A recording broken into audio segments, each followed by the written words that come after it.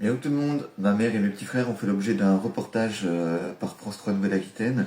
Voici donc du coup un article écrit par France 3 Nouvelle-Aquitaine avant du coup que cela ne paraisse dans le journal télévisé de la chaîne. Et je vais vous lire tout ça. La détresse d'une mère de 2 enfants handicapés submergés par les charges. J'ai l'impression de mendier, j'en ai marre. Mathéo et Corentin, des jumeaux périgourdins, souffrent d'affections rares. Leur maman se bat au quotidien pour leur faciliter la vie. Elle dénonce les nombreux frais liés au handicap de ses enfants et les lourdeurs administratives extrêmement chronophages. Anne-Marie Arnaudin élève seule ses enfants en Dordogne.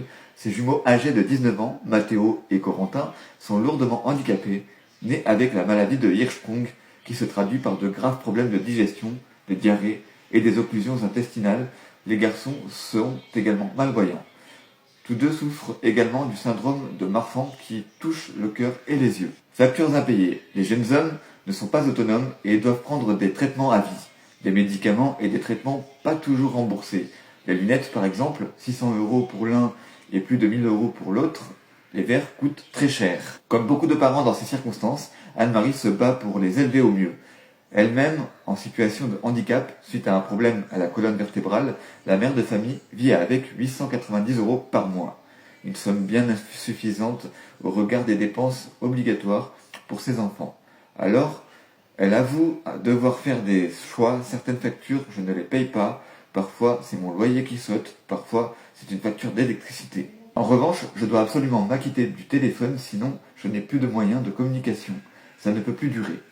Et ce n'est pas l'indemnité des garçons, 135 € chacun, depuis leurs 6 ans, qui peut soulager la petite famille. C'est largement insuffisant, vu ce que je dépense. Leur maladie nécessite de laver beaucoup de linge. Je ne compte plus les machines à laver, 5 ou 6 par semaine, alors que nous sommes que 3.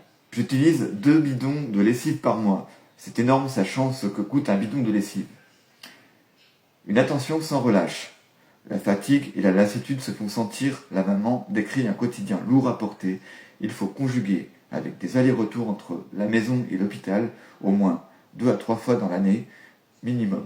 C'est une attention de tous les instants. Avec le temps, elle a appris à reconnaître le moindre signe. Un simple petit 38 peut les emmener à l'hôpital. À tout moment, ils peuvent faire une occlusion. Une petite fièvre peut très vite dégénérer. C'est difficile. Quand l'un des deux est à l'hôpital, souvent les infirmiers nous demandent de les aider et donc son frère se retrouve seul à la maison avec sa sœur. Depuis leur naissance, la maman fait front, mais elle se sent un peu plus isolée et surtout dépassée par les contraintes administratives, alors les papiers s'accumulent. Lourdeurs administratives. Les assistantes sociales ne peuvent pas nous aider. Parfois, il faut refaire les dossiers parce qu'on s'est trompé. Anne-Marie Arnaudin dénonce un système qu'elle a jugé inadapté. Elle en veut surtout à la maison départementale des personnes handicapées, MDPH, de la Dordogne, qui dépend du conseil départemental et ne comprend pas pourquoi il faut chaque année constituer un dossier pour justifier du handicap de ses enfants et être correctement pris en charge. Mes enfants sont nés malades et vont mourir malades. Ils ne peuvent pas guérir. Je ne comprends pas pourquoi il faut que je fasse inlassablement des dossiers pour justifier leur handicap. Ce n'est pas possible, j'en ai marre, je voudrais qu'on leur fasse des dossiers à vie parce que ça existe, poursuit-elle. À défaut d'une autre solution, la mère de famille explique avoir fait le choix de renoncer aux allocations familiales afin que ses enfants puissent percevoir l'allocation adulte handicapé. J'ai l'impression de faire de la mendicité dans les services sociaux, déplore-t-elle. Voilà, je vous ai lu tout l'article qui était écrit sur la page Facebook de France 3 Nouvelle-Aquitaine au sujet de ma mère et de mes 2 petits frères. Je vous invite donc à partager et repartager cette vidéo. N'hésitez pas à la liker si vous avez aimé et commenter. Un reportage télé a été enregistré. Normalement, on vous tient au courant du coup de quand ça passera à la télé sur France 3 Nouvelle-Aquitaine, si évidemment ce reportage venait à passer. Sur ce, je vous fais des gros bisous. Bye, je vous aime.